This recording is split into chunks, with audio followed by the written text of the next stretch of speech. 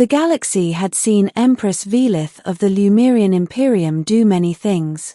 They had seen her command fleets with a single gesture, watched her stand unmoving as entire star systems surrendered before her banners. They had heard her voice echo through the Grand Convocation, calm and merciless, as she rewrote borders that had stood for centuries. But no one had ever seen her afraid. Not until the day the sky itself began to break. The disaster started on what should have been an ordinary cycle.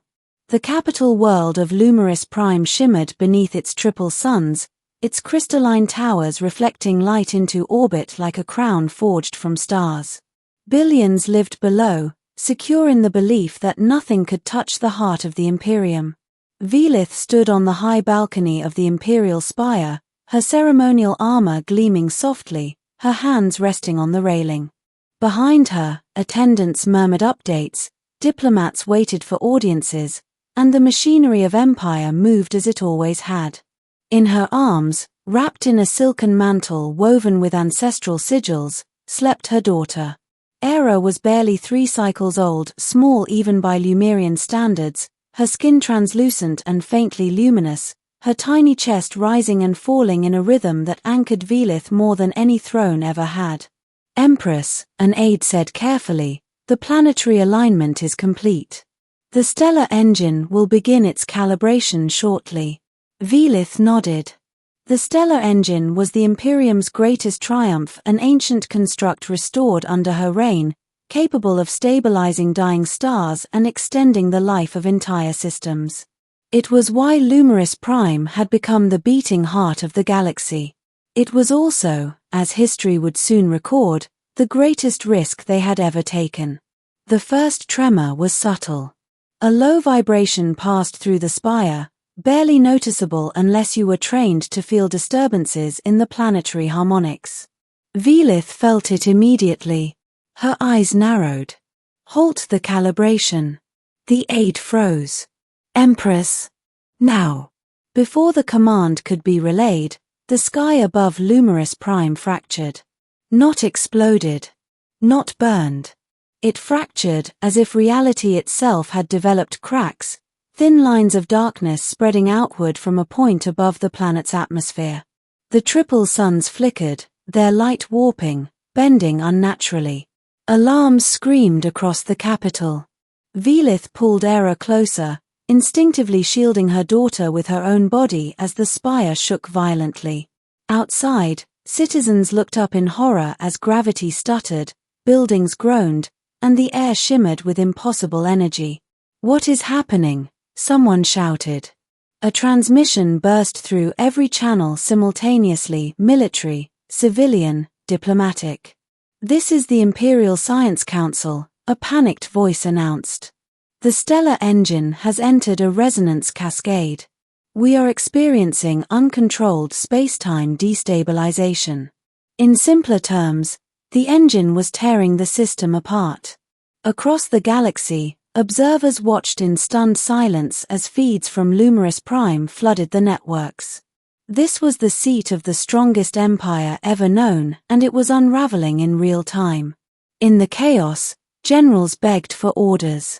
Evacuation protocols were proposed and immediately rejected. There was no time, no capacity to move billions.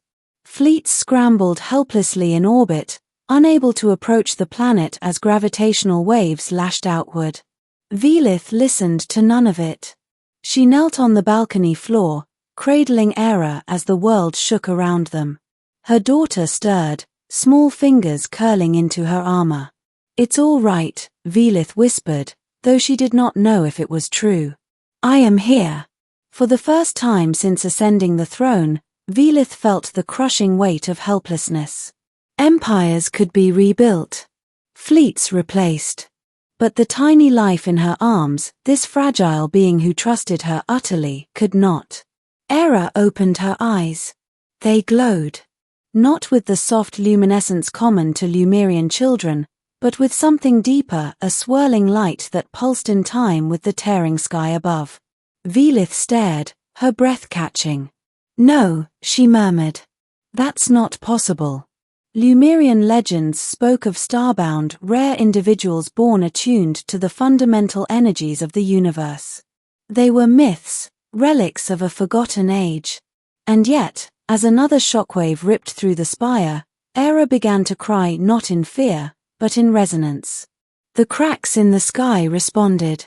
Across the galaxy, scientists fell silent as readings spiked and then shifted in ways no equation could explain.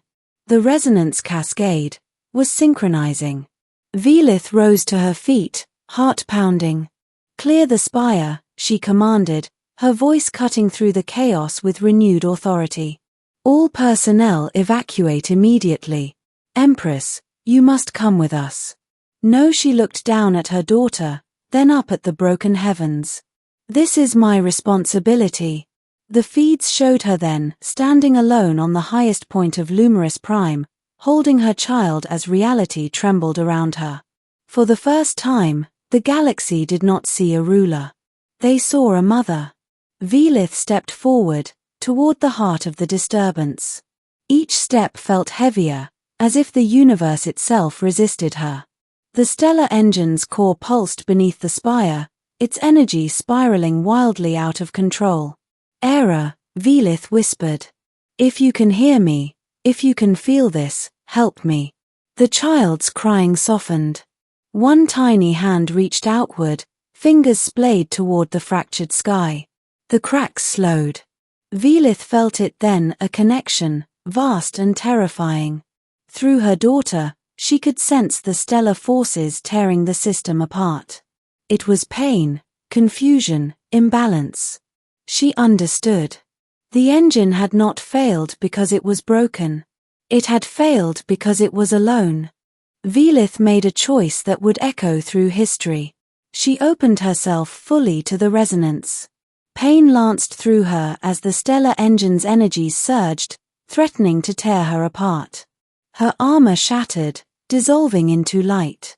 Her knees buckled, but she did not fall. She held Era tighter. "Look at me," she said softly. "Stay with me." Together, mother and daughter became a bridge. Era's innate attunement guided the wild energies, while Velith's will gave them direction. Slowly, impossibly, the resonance stabilized. The cracks in the sky began to seal, light knitting reality back together.